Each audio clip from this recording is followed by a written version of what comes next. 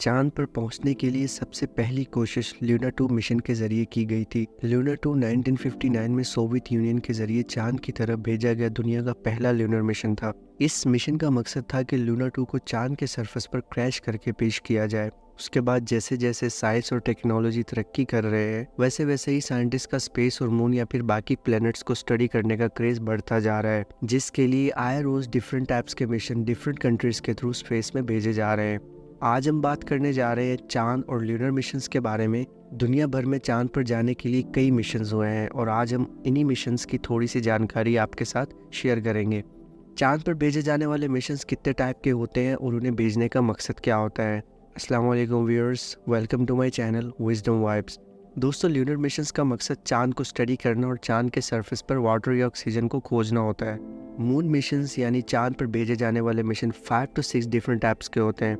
ये 1950 में पहली बार जब इंसानों ने चांद पर मिशन भेजना शुरू किए, तब से लेकर अब तक टेक्नोलॉजी जैसे जैसे इम्प्रूव होती गई है, इन मिशंस की कॉम्प्लेक्सिटी भी उतनी ही बढ़ गई है। सबसे पहले सबसे सिंपल टाइप के मिशन होते हैं फ्लाई बाय मिशन। इसमें स्पेसक्राफ्ट को स्पेस में भेजा जाता है कि वो चांद के पास से गुजरे, यानी चांद के ऑर्बिट में नहीं घूमे लेकिन चांद के पास से होकर गुजर जाए। सबसे पहला successful fly bye mission Soviet union से लॉन्च किया गया था जनवरी 1959 में, जब इनका स्पेसक्राफ्ट ल्यूना 1 चांद के पास से गुजरा था। इसके ठीक 2 महीने बाद अमेरिका ने अपना पहला successful fly bye mission launch किया मार्च 1959 में, पायोनियर 4, और इनका मकसद था चांद को दूर से स्टडी करना। अक्टूबर 1959 में जब सोवियत यूनियन लूना 3 लॉन्च करता है, तब हमें पहली बार चांद की एक फ़ोटो देखने को मिलती है करीब से। ये देख सकते हैं आप, ये मून की पहली फ़ोटो है जो चांद की डार्क साइड से ली गई थी, जो अर्थ से हमें नॉर्मली नहीं दिखती। आज के दौर में फ्लाई बाय मिशन तभी किए जाते हैं जब किसी और मिशन के रास्ते में चांद दिख रहा हो, लेकिन चांद को ही स्पेशली अगर जांचना हो तो आती है नेक्स्ट मिशन की कैटेगरी, जिसे ऑर्बिटल मिशंस कहा जाता है। इसमें स्पेसक्राफ्ट चांद के पास आकर चांद के ऑर्बिट में गोल गोल चक्कर लगाते हैं। इसे ल्यूनर ऑर्बिट कहा जाता है और ये यहाँ से चांद के एटमॉस्फेयर को स्टडी करता है। टिल डेट 40 से ज़्यादा ऑर्बिटल मिशंस हो चुके हैं और आज के दिन तक ये मोस्ट कॉमन मिशन माना जाता है। सबसे पहला ऑर्बिटल मिशन किया गया था सोवियत यूनियन के जरिए से ल्यूनर 10 इन 1966। इसके बाद आती है next category impact missions. Basically impact mission orbital mission का ही एक एक्सटेंशन होते हैं। यहाँ स्पेसक्राफ्ट चांद के ऑर्बिट में राउंड करता रहता है, लेकिन उसी स्पेसक्राफ्ट से एक हिस्सा डीअटैच होकर चांद पर जाके क्रैश लैंड करता है। इसे इम्पैक्ट मिशन इसलिए कहते हैं क्योंकि क्रैश लैंडिंग के वक्त ये मून से इम्पैक्ट कर रहा होता है, इसलिए इस मिशन को इम्पैक्ट मिशन कहते हैं। अब आपके दिमाग में एक सवाल होगा कि अगर मिशन को क्रैश ही करवाना है तो बिलियन ऑफ डॉलर्स को खर्च करने का फ़ायदा। तो इसका जवाब बड़ा सिंपल है। क्रैश लैंडिंग करने का जो टाइम होता है, जब वो स्पेसक्राफ्ट क्रैश कर रहा होता है, जैसे जैसे वो चांद के करीब आ रहा होता है, उसी टाइम काफ़ी सारे इंस्ट्रूमेंट की रीडिंग ली जा सकती है। इसलिए इम्पैक्ट मिशन भी काफ़ी यूज़फुल होते हैं। सेम इंडिया का चंद्रयान 1 एक इम्पैक्ट मिशन था। जो हिस्सा स्पेसक्राफ्ट का अलग होकर चांद पर जाके क्रैश लैंड करता है उसे मून इम्पैक्ट प्रोब कहते हैं। चंद्रयान 1 के मून इम्पैक्ट प्रोब के अंदर एक इंस्ट्रूमेंट लगा था, Chandra's altitude composition explorer. In short इसे चेस कहा जाता था। ये एक मैस स्पेक्ट्रोमीटर था। जैसे जैसे ये चांद के करीब आ रहा था क्रैश लैंड करने के लिए, तो ये हर 4 सेकंड में रीडिंग ले रहा था, और इसी इंस्ट्रूमेंट की वजह से इंडिया ने डिस्कवर करा कि चांद के सरफेस पर वाटर मौजूद है। चंद्रयान 1 के अंदर एक ऑर्बिटर भी था जो उस टाइम अपना ऑर्बिटर मिशन अलग से कर रहा था। जाहिर बात है, ऑर्बिटर के बगैर मून इम्पैक्ट प्रोब लॉन्च भी नहीं हो सकता था। इस ऑर्बिटर में नासा का एक इंस्ट्रूमेंट लगा हुआ था, मून मिनरोलॉजी मैपर M3।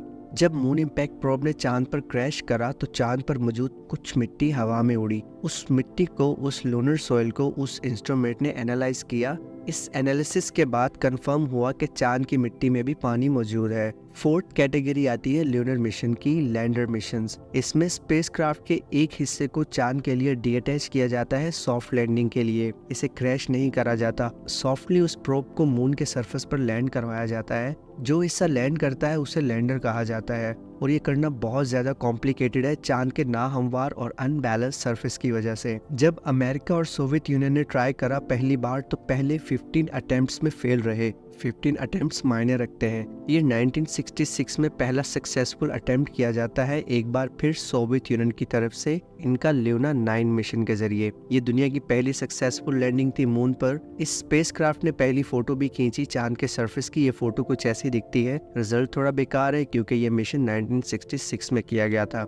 आमतौर पर ये जो लैंडर्स होते हैं ये काफ़ी बल्की होते हैं, बहुत ही हैवी और बड़े होते हैं, तो ये चांद पर लैंड करके बस रुक जाते हैं, हिलते नहीं। उसके बाद अगर चांद पर जाकर मूव करना है तो इस प्रॉब्लम को सॉल्व करने के लिए नेक्स्ट कैटेगरी आती है मून मिशंस की, जो है रोवर मिशंस। रोवर एक छोटे से रोबोट होते हैं जिनके नीचे टायर्स लगे होते हैं ताकि ये लैंडर से बाहर निकलकर सरफेस पर मूव कर पाए। रोवर की मदद से डायरेक्ट कांटेक्ट बनाया जा सकता है। चांद के सरफेस पर पहला कामयाब रोवर मिशन चांद पर भेजा गया था नवंबर 1970 में। और गैस करें कौन सी कंट्री थी यहाँ पर? तो फ्रेंड्स, एक बार फिर सोवियत यूनियन ही थी जिसने फर्स्ट रोवर मिशन चांद पर भेजा। इसके बाद लास्ट कैटेगरी होती है मून मिशंस की, और वो है ह्यूमन मिशंस, जहाँ पर इंसानों को लैंडर पर बिठा के चांद पर सॉफ्ट लैंड करवाया जाता है और रोवर की जगह इंसान अपने पैरों का इस्तेमाल करते हैं। और ये एक ऐसी चीज थी जो अमेरिका ने सोवियत यूनियन से पहले कर ली थी 1969 में, जब नील आर्मस्ट्रॉन्ग ने पहली बार चांद पर कदम रखा। नासा के जरिए आखिरी ह्यूमन मिशन 1972 में भेजा गया था।